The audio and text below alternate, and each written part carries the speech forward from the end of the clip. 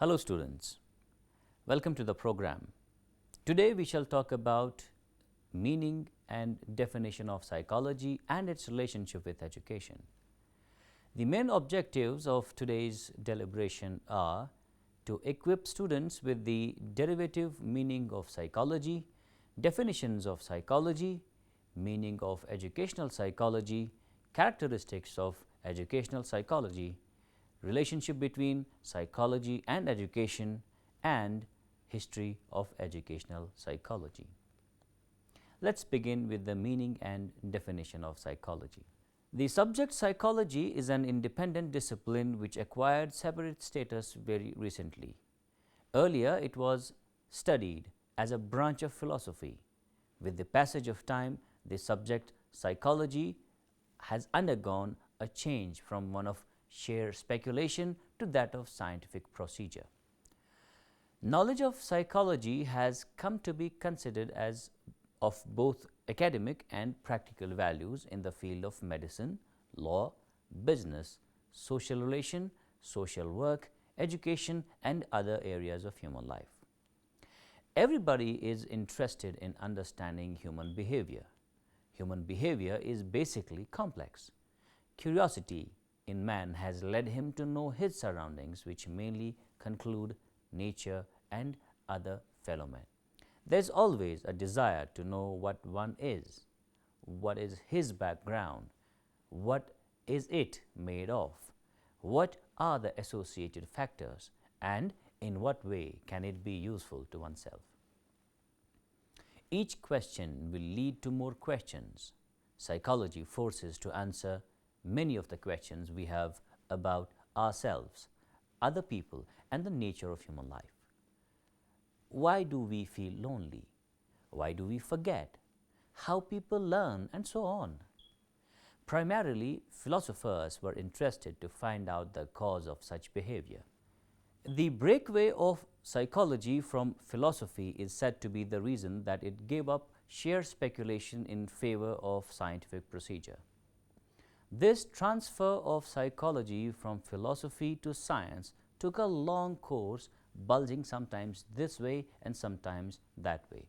This type of hither and thither movement has been responsible for the change in the meaning and definitions of psychology from time to time.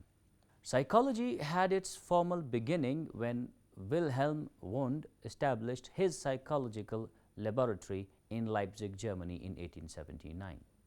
But in real sense, psychology as a discipline dates back to the work of Plato, Aristotle, and other philosophers. In terms of the study of soul, according to Plato, psychology is the science of psyche and logos. The earliest attempts at defining psychology owe their origin to the most mysterious and philosophical concept, namely that of soul. Etymologically, the very word psychology means the study of the soul, and it is derived from two Greek words, psyche meaning soul and logos signifying a rational course of study. Democritus, the first Greek philosopher, argued that everything is composed of indivisible, unitary material called atoms in constant motion, and that people were constituted of soul atoms and body atoms. According to earlier psychologists, the function of psychology was to study the nature, origin, and destiny of the human soul. But soul is something metaphysical. It cannot be seen, observed, and touched, and we cannot make scientific experiments on soul. Hence, the definition of psychology as a science of soul was given up. In terms of the study of mind, what is soul? How can it be studied? The inability to find clear answers to such questions led some ancient Greek philosophers to define psychology as the study of the mind. Historically, the French philosophers like Locke considered psychology as the science of mind. Descartes tried to understand body-mind relationship in terms of their interaction, the study of nervous system and interest of references as innate actions, etc.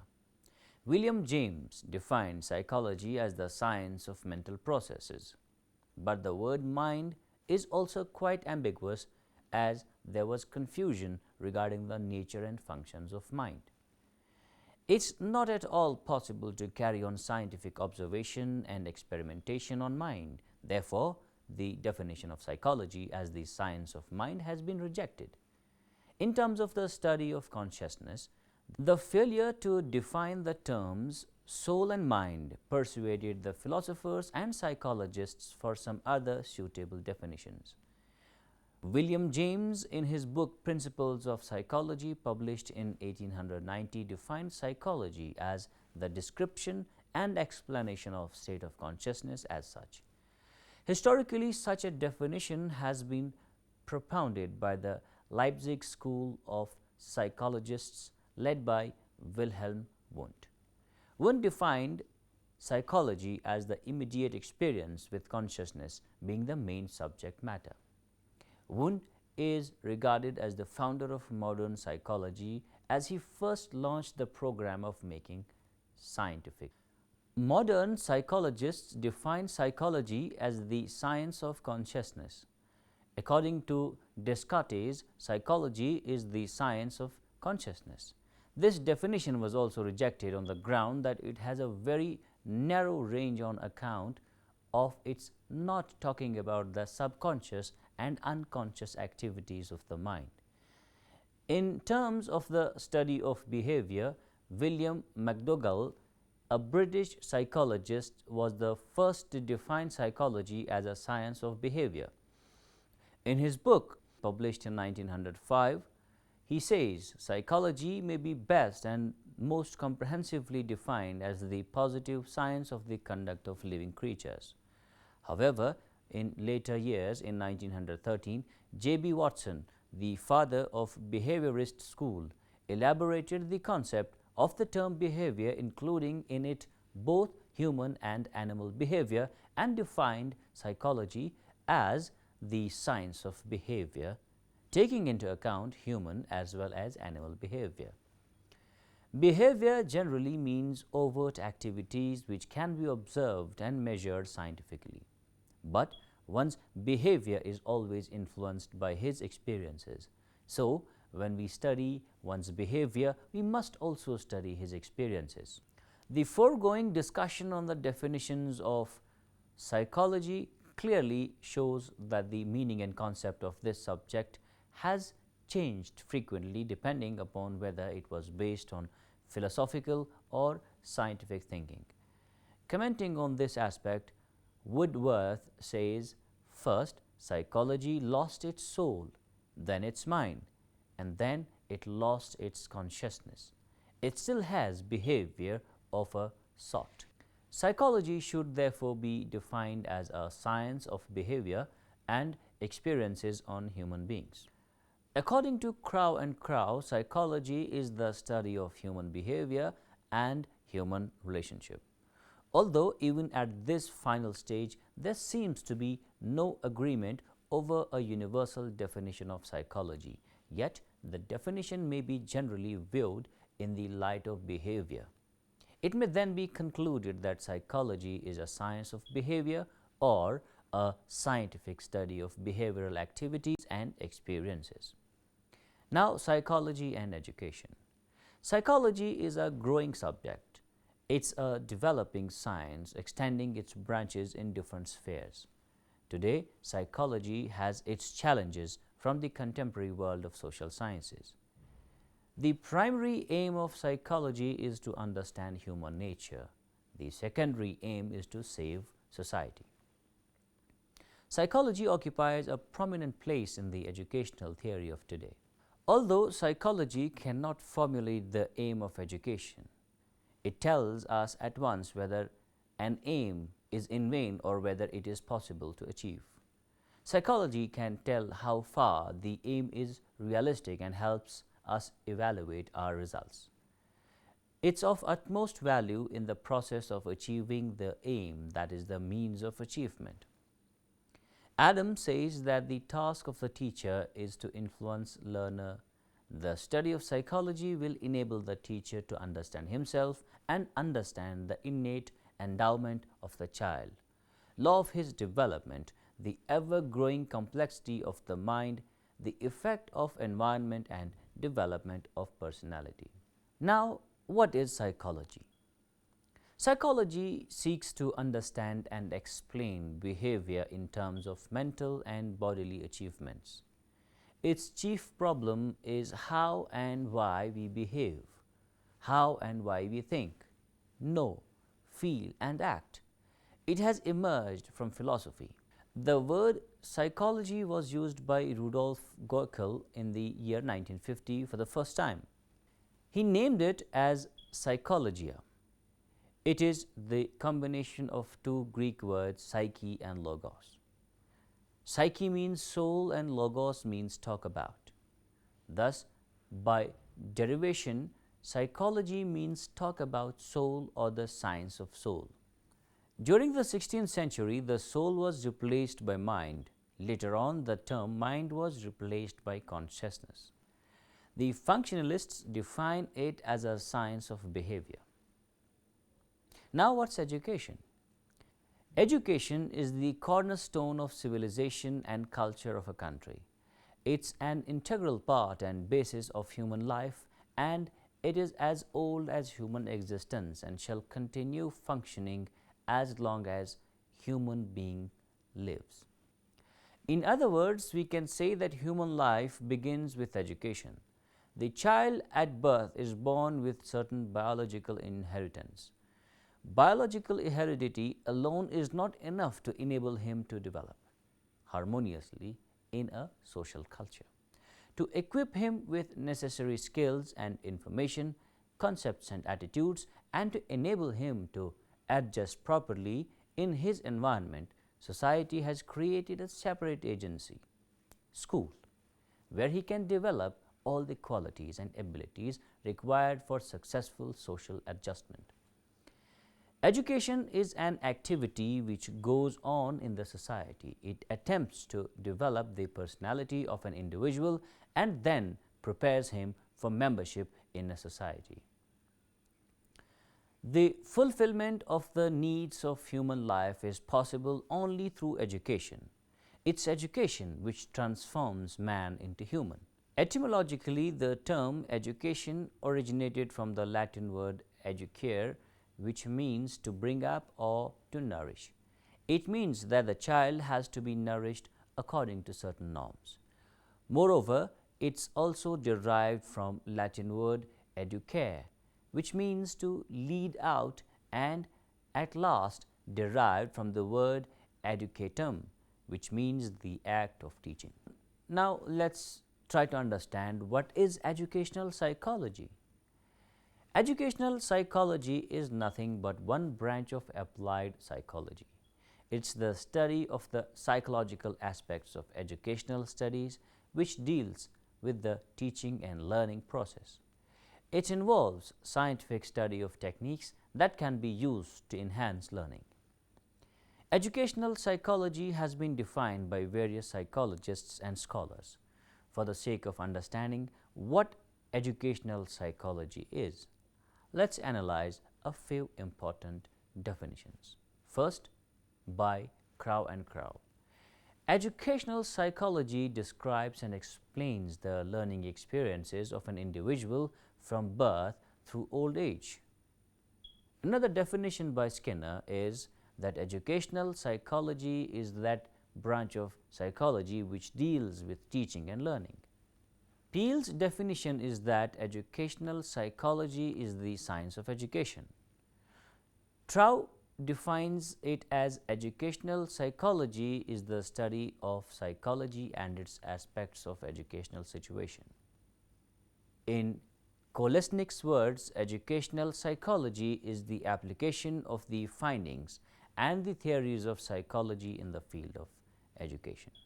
And in Stephen's words, educational psychology is the systematic study of educational growth and development. B.F. Skinner considers educational psychology to be the psychology of teaching and learning, that is psychology applied in the field of education for improving the methods and products of the teaching learning process. Education in its applied form is centered on the process of teaching and learning, and it is this which helps the teacher in better teaching and the learner for better learning. Crow and Crow describes educational psychology as that subject area of the curriculum through which one can study the development in terms of his learning achievement during his lifespan. Peel describes educational psychology as the science of education that is a discipline which can be used to improve the process and products of education in a scientific way. Why we study psychology in education? It's essential for a teacher to teach his students according to their mental abilities. The role of school is to help in the harmonious development of the personality of the child. So it becomes the duty and task of the teacher to guide the child according to these psychological norms. Therefore, for every teacher, study of psychology is an essential item. So we can say that educational psychology is the application of psychology and its principles in educational situations. It helps us in the following ways. Number one, relationship between psychology and education. Educational psychology is not identical with education. The part cannot be identical with the whole. Education and psychology are interdependent. Psychology is a broader area in which education searches to give a practical shape of the psychological findings in the teaching learning situation. Psychology had changed the spirit of education and it gives new meaning to learning in classroom. Today in modern era, educational psychology is the foundation of education. Education and psychology is complementary to each other. Psychology is an essential element to education. Without its help, problems of education cannot be solved. Both education and psychology are concerned with behavior. According to Jha, the process of education is entirely at the mercy of psychology. According to Davis, psychology has made a distinct contribution to education through its analysis of pupils' potentialities and differences. According to Skinner, the entire range of behavior and personality is related to educational psychology. Psychology is the science of behavior, and education in its narrower sense is the modification of behavior. The modification in behavior cannot be easily brought unless we know the science of behavior. The teacher must know about the developmental stages, personality, development, and emotions of the students in order to be successful teacher. Unless the teacher is fully aware of the psychological characteristics of the child, he may not be successful in bringing the desirable changes in the behavior of students. This leads us to believe that education and psychology are intimately related to each other. Now, a brief history of educational psychology. History of educational psychology is as deep-rooted as the process of education on earth. A large number of distinguished scholars and scientists have contributed to the development of educational psychology from time to time. The expansion of educational psychology can be traced back from the time of Greek philosophers in the West. Democritus was the first philosopher who highlighted the influence of the home on the developing personality of the child. In the 4th century BC, Plato and Aristotle developed a system of education and its relation to psychological principles. They wrote on various aspects of education, such as types of education for different kinds of people, education of character, the profession of teaching and methods of teaching, nature of learning, the influence of home in education, etc. Aristotle presented his psychological views more thoroughly and broadly in his writings. He believed in faculty theory of mind and gave emphasis to the intellectual process. His psychological doctrines were accepted by the world. He influenced educative process for more than 2000 years. Aquinas in 13th century attempted to modify Aristotelian teaching to suit the needs of his time. Descartes also supported the ideas of Aristotle regarding the nature of true knowledge. Rousseau attempted to base education on the principles of human development. He prepared a detailed scheme of education in his famous book, Emile. John Locke critically examined the doctrine of faculty psychology, though he did not completely discard the faculties but argued that faculties were not real things in the soul that performed the actions indicated by their various names. He insisted that at birth the human mind was not prepared and ready to function, but potentially sensitive to impressions from the external world through the senses. Learning through experiences came to be known as empiricism. Then, another important development was the doctrine of faculty psychology. According to the doctrine of faculties, mind was considered as three interdependent sets of powers or capacities. 1. Reasoning, understanding. 2. Feeling, desires, emotions and appetites. And 3. The will. Pestalozzi, though continued believing in the faculty theory, is said to be the first educator who tried to psychologize education and revolutionized teacher training program by placing an emphasis upon education as a process of drawing out of the individual. He evolved the method of learning and developed laws of human development. His main contribution is the impetus and direction which he gave to teacher training programs. The pioneer work in the development of educational psychology was done by Herbart and Froebel, German professors. They developed an approach to education based on the principles of psychology. They rejected the doctrines of faculty psychology. The beginning of scientific educational psychology starts from the later half of 18th century when Galton, G. Stanley Hall and Ebbinghaus published their studies on different aspects of human behavior. William James published Principles of Psychology in 1890, in which he advocated a functional approach to psychology. Psychology affects education in every field of teaching-learning process. Psychologists suggest use of different methods in teaching-learning process to achieve better results. Psychologists emphasize on motivation and readiness in classroom.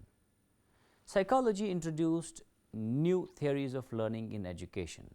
Psychology emphasizes on activity-based teaching-learning process, use of visual aid in teaching-learning process. Psychology is the study of human behavior, while education is the process of modifying human behavior, so both deal with human behavior in different ways. Educational psychology deals with educational problems.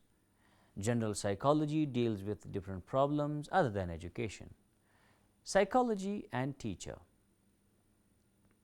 According to the modern concept of education, the teacher should aim at complete development of the child. This requires that the teacher should have some definite knowledge of educational psychology. The modern teacher is motivated by a desire to make his teaching more facile, attractive, and interesting. The important facts in this connection are as psychology enhances the vision of teacher to understand the mental status of his students. Psychology helps teacher to evaluate his student to measure his achievements.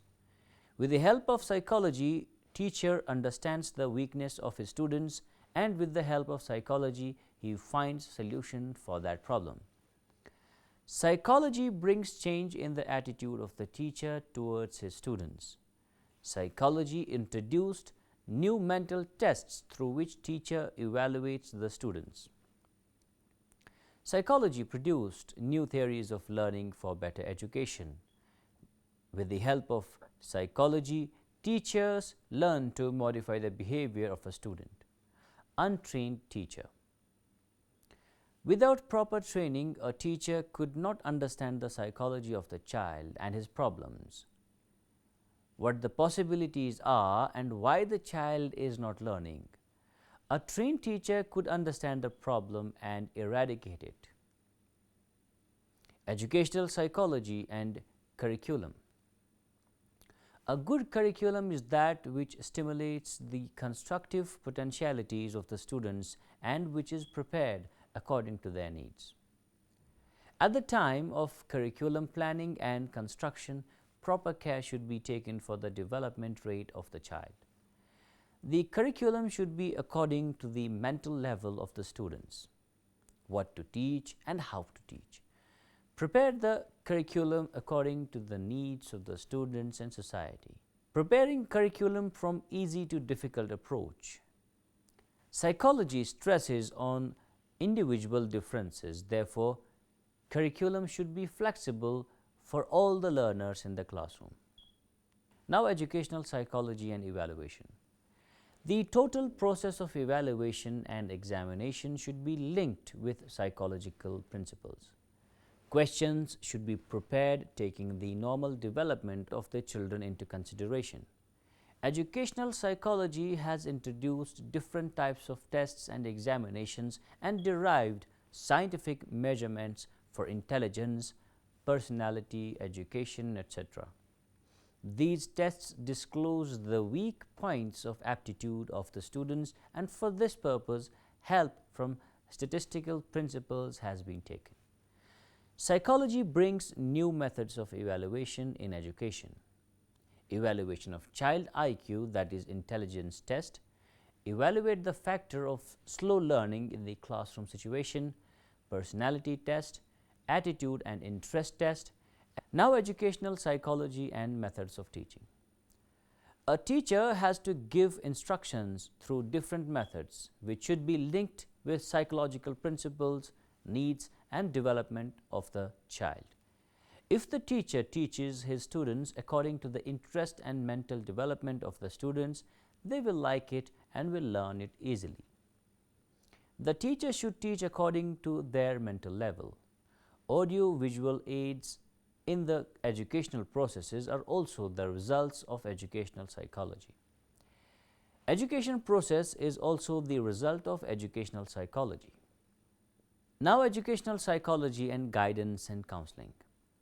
Many students have many problems in education, society and emotions which have to be guided. Psychology provides guidance in such conditions, and for this purpose, child guidance clinics have been opened in schools in developed countries. Psychologists emphasize that every school should have a guidance counselor to evaluate problematic child and rectify his problem, to provide help to the teacher to understand students' behavior. Educational psychology and different stages of growth. According to growth, the personality and mental ability of an individual can be divided into different stages, that is childhood and adulthood, etc. During these stages, the mental maturity is at different stages. Psychologists consider that if teaching process is according to these different stages, it will be easily learned. Different methods of teaching are used at different stages. This is impossible without proper knowledge of psychology. Educational psychology and development of personality. To build up the personality of an individual is the aim of education. To study the stimuli and responses of personality, demerits and their causes in personality and reforms of personality is impossible without proper knowledge of psychology. Educational psychology and social adjustment. Educational psychology has shown factors affecting social adjustment and endorses principles which lead a man to adjustment of the society. Educational psychology and learning is the basic topic of educational psychology, from the meaning of learning up to the laws of learning. Different topics have been highlighted by psychology which have made the process of education very easy, interesting and pleasing. Educational psychology and children of special attention. Physically disabled students have many educational, emotional, and social problems. To lead them to a successful life and irradiate their psychological problems, psychologists help them to become a useful part of society. Now, educational psychology and innovations. Psychology has made significant contribution by introducing innovative ideas for improving the process of teaching and learning, such as activity-centered teaching, micro-teaching, programmed instruction, interaction analysis. Educational psychology and discipline. The problems of discipline can be checked through proper psychological techniques. Psychology tells us the ways of dealing with problems of delinquent, backward, handicapped, and gifted children and helps in maintaining discipline. It states that discipline should be self-discipline, dynamic and constructive through participation in purposeful activity. Psychology and timetable textbooks preparation. Timetable is prepared according to the psychological principles. While preparing it, the teacher should keep in mind the relative importance of different subjects and their toughness and fatigue of students. Psychology tells the teachers and the students that the textbooks should be attractive, well illustrated, and according to the mental level of the students. These may act as good aids to the learner. Educational psychology and school organization. According to psychologists, a school must have democratic environment to help students to develop balanced personalities. The social environment in school can be an effective tool to allow the students to develop a number of qualities such as self-confidence, leadership, cooperation and healthy competition, decision-making, problem-solving, and good citizenship. In the school, students can face a number of problems related to their social, emotional, or physical development. Educational psychology also has a great role in helping the students through various types of guidance and counseling. Educational psychology is also helpful by supporting the curricular as well as co-curricular and extracurricular activities in schools. On the basis of psychological process, the curriculum workers, teachers, administrators prepare suitable timetable according to the interests, time, suitability, local condition of the learners. Similarly, while preparing textbooks, he must consider the value of psychological needs, capacities, and development of the learner. It covers important topics like learning theories, teaching methods, motivation, cognitive, emotional, and moral development, and parent-child relationship, etc. In this way, it's quite reasonable to call educational psychology as a science and technology of education. Thus, educational psychology concerned primarily with understanding the processes of teaching and learning that take place within formal environment and developing ways of improving those methods. To conclude, education and psychology is complementary to each other. Psychology is an essential element to education. Without its help, problems of education cannot be solved. Psychology affects education in every field of teaching-learning process. Psychologists suggest use of different methods in teaching-learning process to achieve better results. Psychologists put emphasis on motivation and readiness in classroom. Psychology introduced new theories of learning in education. Psychology emphasizes on activity-based training learning process. The general aim of educational psychology is to provide a body of organized facts and generalizations that will enable the teacher to realize increasingly both cultural and professional objectives. To develop a conviction and realization of the extent that growth can be promoted, learning acquired, and social behavior improved. To furnish the teacher with the necessary facts and techniques for analyzing behavior, both his own and that of others, to the end that normal adjustment may be facilitated and growth in personality affected, and to assist in setting up, defining, and maintaining progressive teaching procedures, guidance programs, and functional forms of organization. With that, we conclude today's deliberation. We hope you have understood it well. Thank you and goodbye.